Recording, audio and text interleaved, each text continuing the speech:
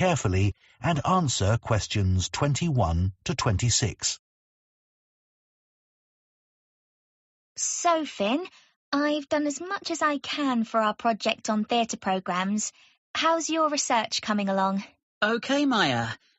I didn't know theatre programmes are called playbills in the USA till I started looking into the topic. Even though I struggled to find many useful websites, I'm glad we picked this subject. No one else on the course is doing the same as us, although it is one of the research areas of the module convener. That might actually put some people off. I suppose so.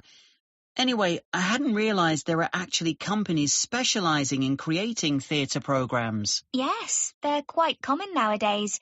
Contrary to what many people think, theatres don't hire people to do the programmes.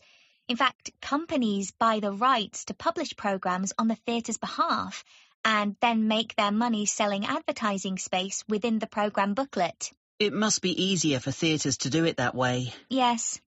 I remember reading something about programmes in early British theatre.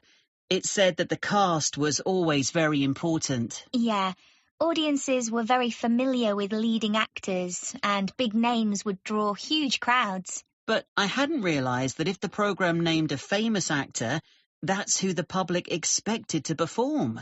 And if that didn't happen, people accused the theatre of breaking their agreement with the audience. They would demand refunds, and if they didn't get them, there were riots. Outrageous! That'd never happen now. No, people are too polite, even when they're disappointed if the star of the show misses a performance. We should definitely include that information about early audiences in our project.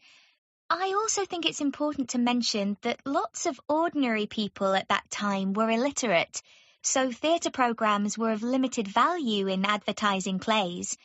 When a company of actors arrived in a town, they'd parade around the streets in their costumes, beating drums and announcing their upcoming performances. Interesting.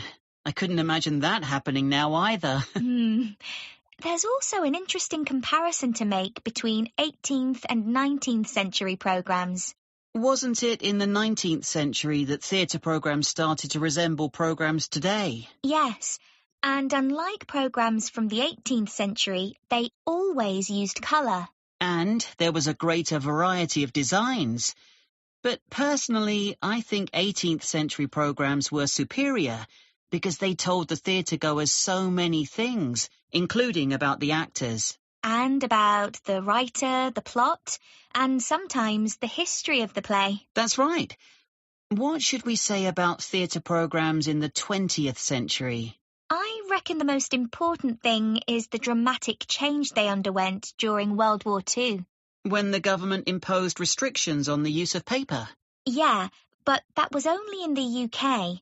In the USA, programmes, or rather playbills, continued to be published in the same format. While here in the UK, programmes became merely a single sheet of paper folded to create 4 pages for text.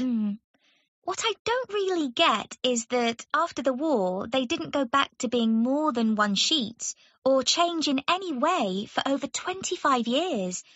I know there were paper shortages after the war, but only for 5 or 10 years. Strange. Before you hear the rest of the discussion,